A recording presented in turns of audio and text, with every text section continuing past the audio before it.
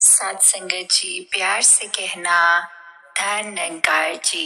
प्यार में परमात्मा ने क्रिएशन करी है। चाहे हम वो देखें कि समुद्र के अंदर देखें, चाहे कॉरल्स हैं, चाहे तरह तरह की मछलियां हैं, चाहे एक धरती के ऊपर पेड़ पौधे जानवर इंसान, सब ये जो हम क्रिएशन का ही पार्ट हैं। कैसे इतने सुंदर एक रचना का ही हम पार्ट हैं और इसको हमने खूबसूरती की तरह ही रखना है। हमें अपने मनों में खूबसूरती रखनी है, अपने मनों में इस निरंकार प्रभु परमात्मा के एहसास से, इस ठहराव से अपनी यात्रा आगे चलानी है। कैसे हम हर एक में सिर्फ इस परमात्मा के दर्शन करें और उसके लिए ये स्टार्ट होना खुद की कनेक्शन परमात्मा से। जैसे दासी अपने हर बार जब भी माइक पे आती है तो यही बार बार कि कैसे अपना ध्यान इस परमपिता परमात्मा से जोड़े रखना है।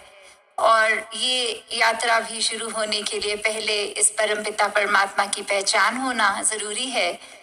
तो एक बार जब हम इसका एहसास कर लेते हैं, ये ज्ञान मिल जाता है, ब्रह्म ज्ञान से हम नाता जोड़ लेते हैं, तो फिर आगे का सिचुएशंस आ रही हैं पर उसका असर ना अपने ऊपर चढ़ने दे।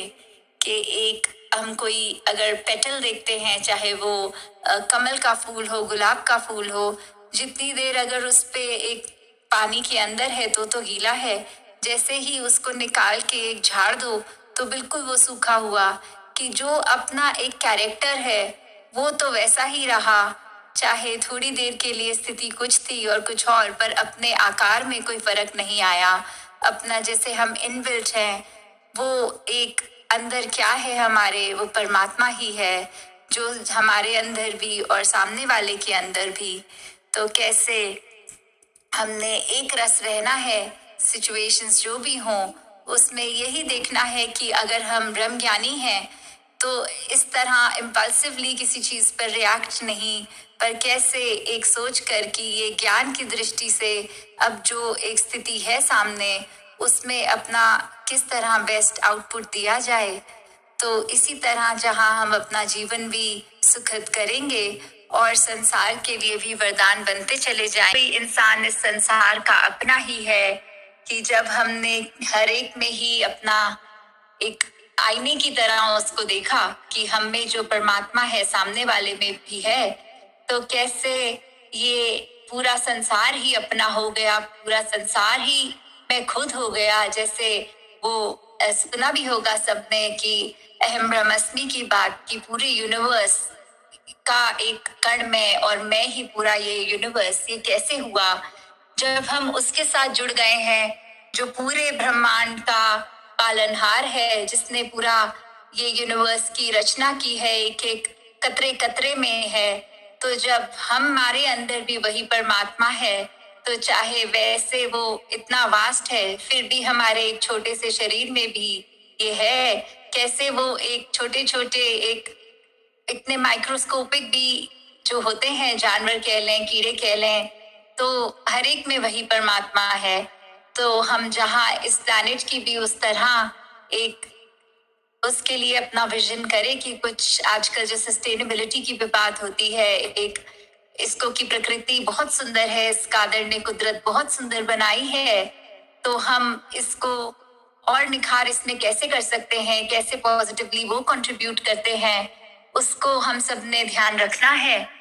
और इसको से ये ब्रह्म ज्ञान की चर्चा आज पूरे दिन जो अभी हमने सत्संग में सुनी कि हर एक वक्ता ने बात इस परमात्मा से ही जोड़ी कि कैसे हम जब इसको याद रखते हैं तो ही जीवन में एक उजाला है, और जब ये भूल जाता है परमात्मा, ये निरंकार, तो कैसे ये हमारे अंदर उजाला होते हुए भी अंधकार है।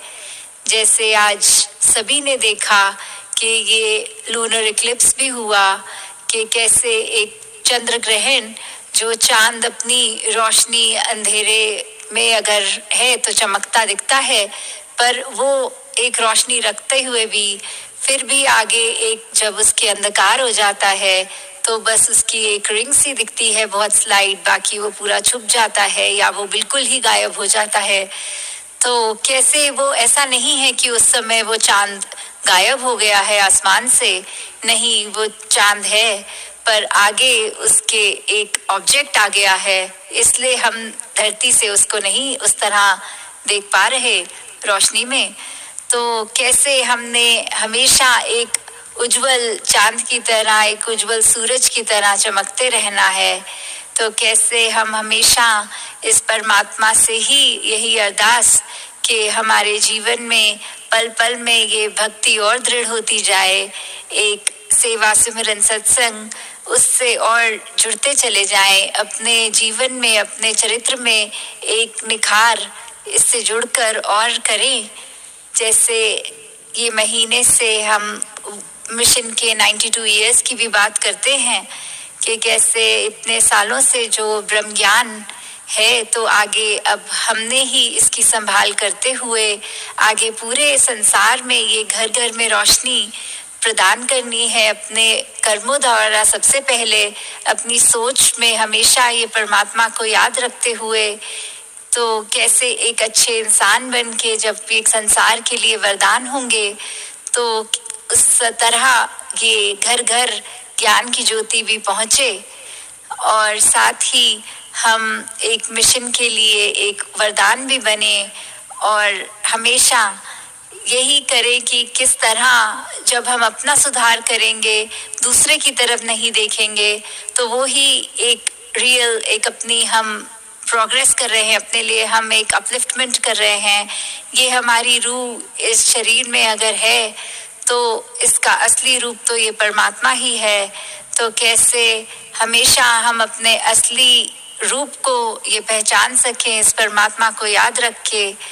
तो दातार सभी पे कृपा करे कि सेवा सिमरन सत्संग करते हुए अपना जीवन आगे से आगे चलाते जाएं। साथ संगत जी, धन निरंकार जी।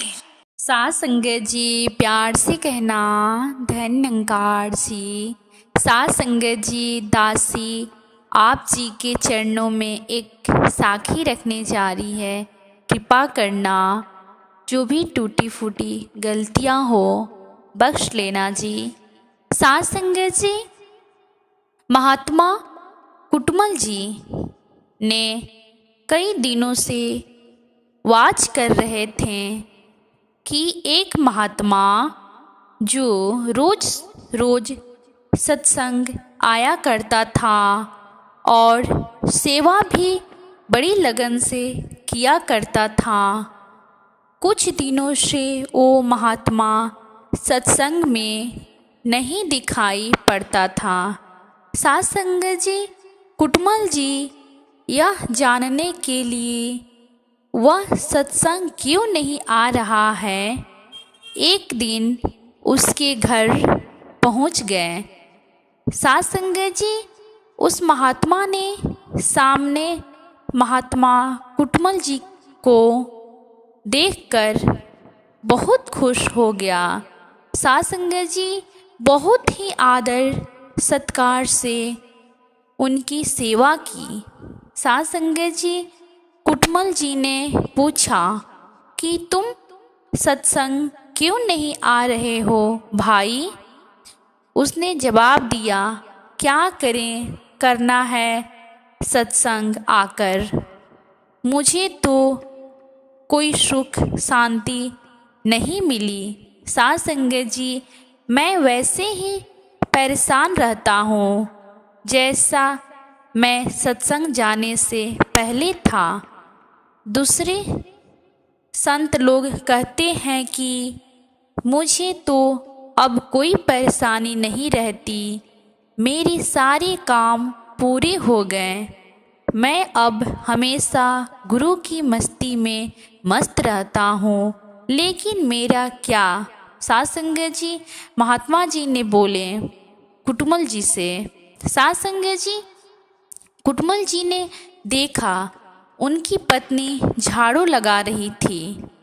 उससे कहा, कुटुमल जी ने महात्मा जी की पत्नी से कहा कि तुम इसको अपने पति को छोड़ दो, आखिर इसने तुम्हें कौन सा सुख दे दिया? तुम्हें कभी कहीं घुमाने ले गया? कभी पिकनिक या कहीं सैर सपाटे पर ले गया? कभी तुम्हारा जन्मदिन मनाया? कभी तुम्हें कोई कीमती गिफ्ट दिया? उत्तर मिला कि कभी नहीं।